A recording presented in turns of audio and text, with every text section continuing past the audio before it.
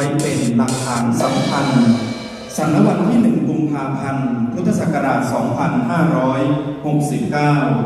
พระครูประหลัดสุวัฒนอุดมคุณรองเจ้าคณะจังหวัดที่กำกับดูแลที่พักสงฆ์โดยเฉพาะปฏิบัติการแทนเจ้าคณะจังหวัดสุรินทร์ด้วยความเคารพครับ